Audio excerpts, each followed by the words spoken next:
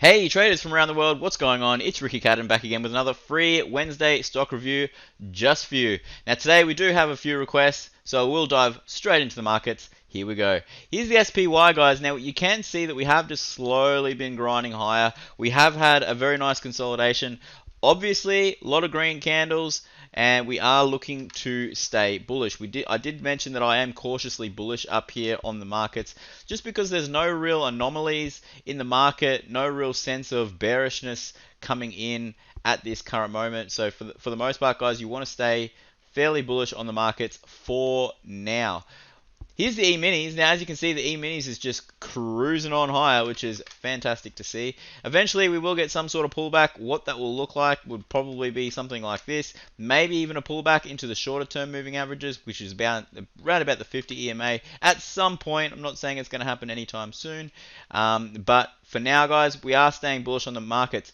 Now, I do have a request from Bells. Bells, now you wanted me to look at a few ETFs here. You've got VOO, you've got VOOG, you've got VOOV and IVW. Now, rather than going through each one, I will just say they are all relative to the S&P 500. So obviously VOO, you can see, is tracking very much nicely like the SPY. Almost looks exactly identical, a little bit cheaper than the SPY. So I do get it. Right now, I am bullish on VOO. I'm not personally in a position on VOO, but I do think that as the SPY goes higher, we'll most likely see some nice little moves higher as well. Now, VOOG obviously not as bullish. You can see we aren't creating any new highs just yet. Just the same as VOOV as well. So VOOV looks slightly different to the S&P 500 as well. So if I were to choose any of these, if you have a smaller account and you don't want to fork out for the SPY, I would possibly go for IVW. Now IVW is looking almost exactly the same as the SPY. Not quite, but it does track the growth of the S&P 500. But all in all, does look like it's going bullish. Right now, is it now the time to go long? Personally, I would just wait for a really nice pullback in the markets, whatever that does look like. Long-term moving averages, we are tracking off, we are seeming to bounce off the 100 simple. So if we kind of track up, trade sideways, come back down to the 100 SMA, I would probably look to buy IVW if you are looking to go long on the S&P 500. Here's ICLN. Now ICLN, another request from you, Bells, and it is tracking the it's a clean energy ETF. Now if you take a look at the monthly chart, you can see we have been at this area before. I'm not saying we can't go higher. I'm just saying that we've had a fairly decent size move on ICLN just since the start of the year. Obviously due to COVID and a lot of Teslas on the road as well, and a lot of clean energy is being produced. And I do think that we will go higher. We are trending very nicely along the shorter term moving averages as well.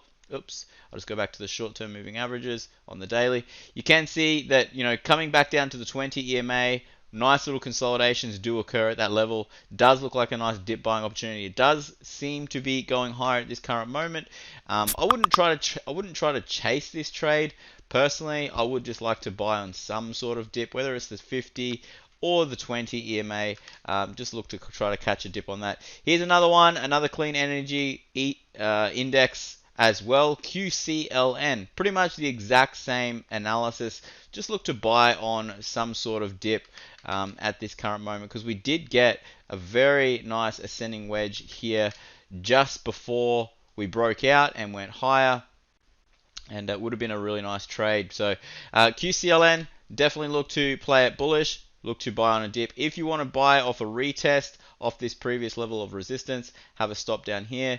That would also suffice as a really nice trade as well. Here's Spotify. Also requested Spotify, and Spotify hitting some new all-time highs today, which is absolutely incredible. We have had a few long day candles in a row. You can see here. So I do expect somewhat of a pullback. Longer term moving averages, we had a very phenomenal double bottom bounce off the 100 simple moving average right at a support level. I mean, yeah, That never happens. No, SPOT does look really, really good. If I was looking for a buying location on Spotify, guys, I would just wait for a retest of this previous all-time high that we had, and I would look to buy on a very nice pullback. Comes down to the 100 simple, most likely, and then look to buy the dip. Here's Sono's. Here's Sonos Incorporated, ticker symbol SONO, and you can see we have had a beautiful retest gap, white candle gapping up over earnings. This is a very bullish gap. However, we have gapped up into previous levels of resistance. Now, from here, guys, you can see we are coming towards the end of the week. We're getting an inside day bearish candle, so it makes a lot of sense to kind of just trade sideways for a little bit.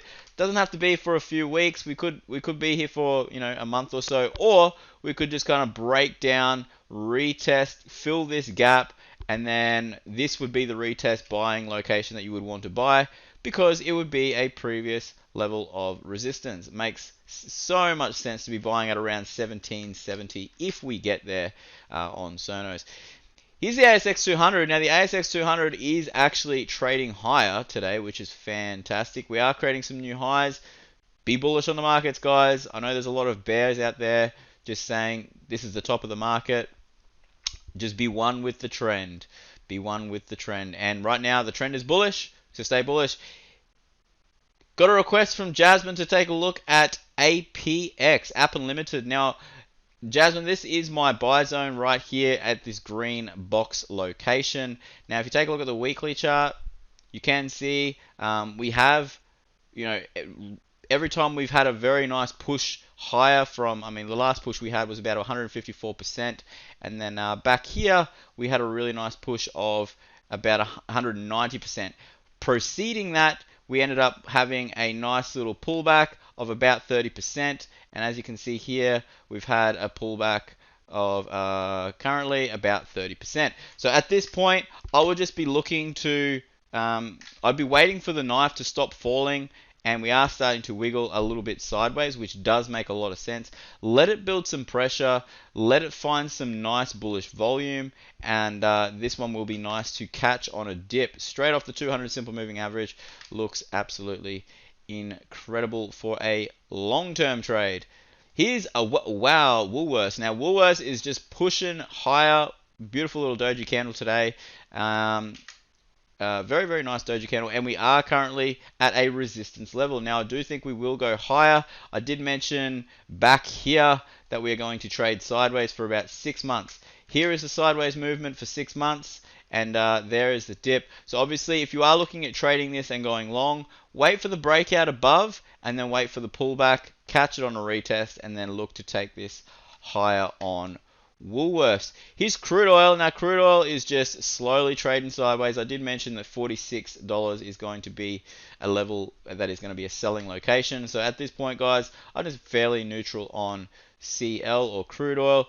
GC, which is gold futures, beautiful little push higher the last couple of weeks. And now I just expect a small little pullback before we do trade higher on gold. The AUD USD, I did mention this is going to go higher.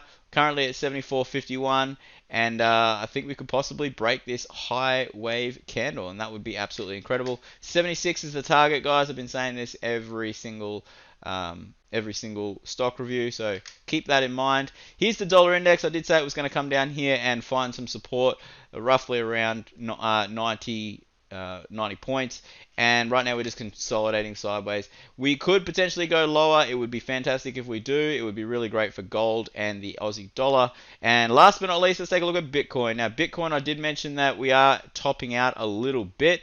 Everyone here at Real Life Trading did take their profits somewhere up here at around between 19 and 19.5 for a beautiful gain, and now we're just looking to catch some on a dip off these potential levels on Bitcoin. Alright, folks, I'll be back on Friday with another free real life stock review just for you. If you guys would like me to review any tickers, leave it in the comment section below, and I will do that for you in my next video. Have a fantastic rest of your week, and I'll be back. Until next time, love life, live life, and trade it. You guys rock. Bye.